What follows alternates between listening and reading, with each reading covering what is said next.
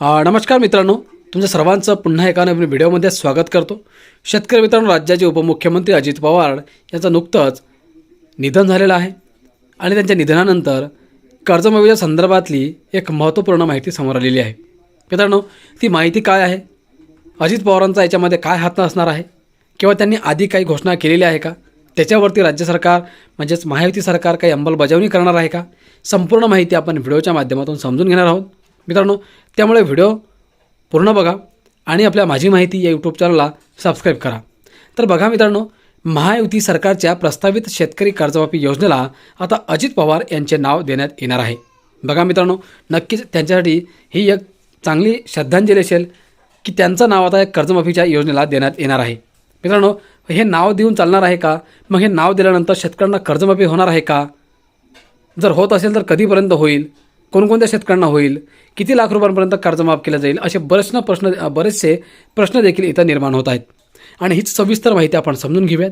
Video तुम्ही शेवटपर्यंत बघा आणि आजच्या व्हिडिओला आपण सुरुवात करूयात।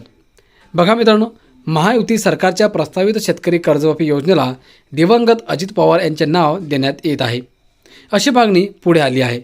कर्जमाफी 30 जून 2026पर्यंत जाहीर होण्याची शक्यता आहे। मित्रांनो, राज्यात शेतकऱ्यांना संपूर्ण कर्जमाफी देणाऱ्या बऱ्याच योजना यापूर्वी राबवण्यात आल्या असून त्यांना थोर राष्ट्रपुरुषांची नावे देण्यात आली होती। या अनुषंगाने मुख्यमंत्री देवेंद्र फडणवीस यांच्या नेतृत्वात महायुती सरकारकडून प्रस्तावित शेतकरी कर्जमाफी योजनेलाही दिवंगत अजित पवार यांचे नाव देण्यात यावे, अशी मागणी आता पुढे आली आहे। मुख्यमंत्री देवेंद्र फडणवीस यांच्या नेतृत्वाखाली 2014मध्ये महायुती सरकार सत्तेवर आल्यानंतर राज्यात शेतकरी कर्जमाफीची मागणी जोर धरू लागली होती।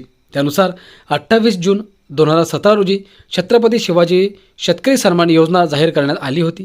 या योजनेअंतर्गत 1.50 लाख रुपयांपर्यंतच्या पीक कर्जाची माफी देण्यासह नियमित कर्जफेड करणाऱ्या शेतकऱ्यांना 25,000 रुपयांचे प्रोत्साहन अनुदान देण्याची तरतूद करण्यात आली होती।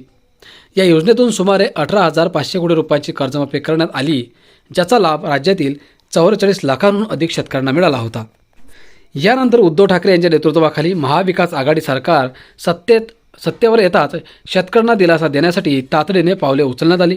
त्यानुसार 29 डिसेंबर 2019 रोजी महात्मा ज्योतिराव फुले शेतकरी कर्जमुक्ती योजना जाहीर करण्यात आली।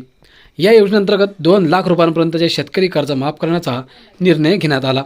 तसेच नियमित कर्जफेड करणाऱ्या शेतकऱ्यांना 50,000 रुपयांचे प्रोत्साहन अनुदान देण्याचीही घोषणा करण्यात आली।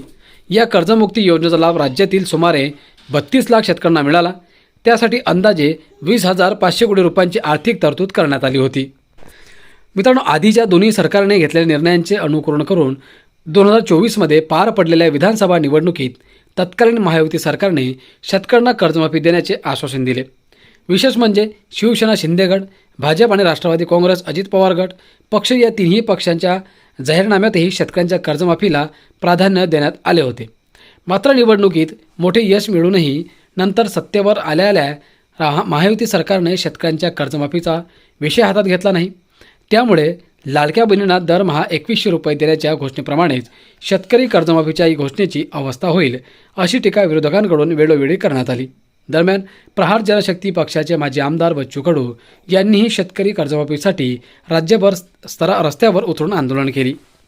शेतकरी मित्रांनो, बच्चू कडू यांच्या आंदोलनानंतर चिघळलेली परिस्थिती लक्षात घेता अखेर महायुती सरकारने 30 जून 2026पर्यंत कर्जमाफी जाहीर करणार असल्याचे स्पष्ट केले। कर्जमाफीचे निकष निश्चित करण्यासाठी मुख्यमंत्र्यांचे आर्थिक सल्लागार प्रवीण परदेशी यांच्या अध्यक्षतेखाली एक समितीसुद्धा स्थापन करण्यात आली। या समितीतून निकष निश्चित झाल्यानंतर लगेच शेतकरी कर्जमाफीची प्रक्रिया सुरू होण्याची चिन्हे आहेत। महायुतीच्या सरकारच्या या कर्जमाफी योजनेला दिवंगत उपमुख्यमंत्री अजित पवार यांचे नाव देण्याची मागणी आता केली जात आहे।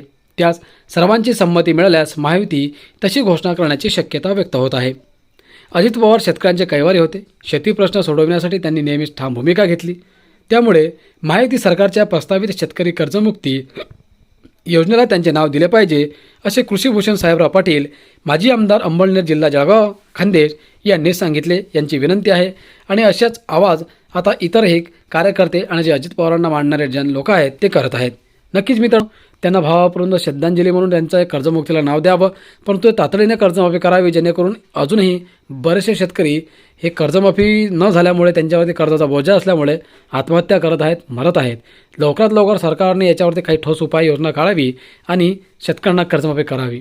मित्रांनो, अपेक्षा करतो काही माहिती तुम्हाला महत्त्वपूर्ण वाटली असेल तर व्हिडिओ लाईक करा.